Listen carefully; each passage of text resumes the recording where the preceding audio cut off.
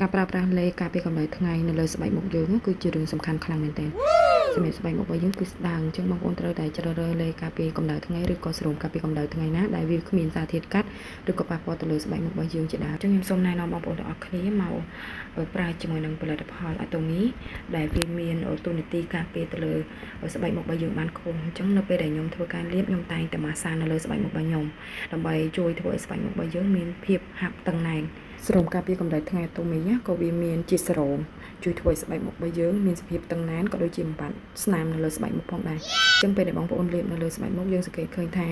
ស្បែកមុខយើងមានសភាពតឹងណែនដោយសារអីវាមានសារធាតុសេរ៉ូមនៅក្នុងលេការពារកម្ដៅថ្ងៃហ្នឹងហើយពេលដែលយើងលាបនៅលើស្បែកមុខយើងធ្វើការម៉ាស្សាទៅទាញពីក្រោមឡើងទៅលើទៅ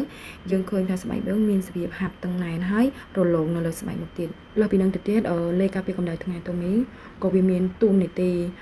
គេហៅថាការពារកម្ដៅថ្ងៃបានរហូតដល់16ម៉ោងផងដែរអញ្ចឹងនៅពេលដែលបងប្អូន apply នៅលើស្បែកមុខបងប្អូននឹងអាចការពារស្បែកបងប្អូនបានរហូតដល់16ម៉ោងអញ្ចឹងបងប្អូនត្រូវតែឆ្លាតវៃក្នុងការជ្រើសរើសជាមួយនឹងលេការពារកម្ដៅថ្ងៃណាដែលវាមានសមត្ថភាពឬក៏លទ្ធភាពការពារទៅលើស្បែកមុខបងប្អូនបានខ្ពស់ហើយនឹងមានគេហៅថាគុណភាពបើសិនជាបងប្អូនគ្រាន់តែប្រើលេការពារកម្ដៅថ្ងៃដែលគ្មាន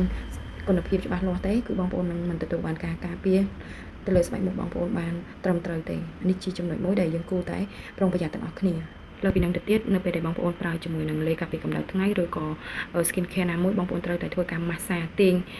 ស្បែករបស់យើងពីក្រោមឡើងទៅលើជាប្រចាំនឹងធ្វើឲ្យមុខបងប្អូនមានសភាពហាប់តឹងណែន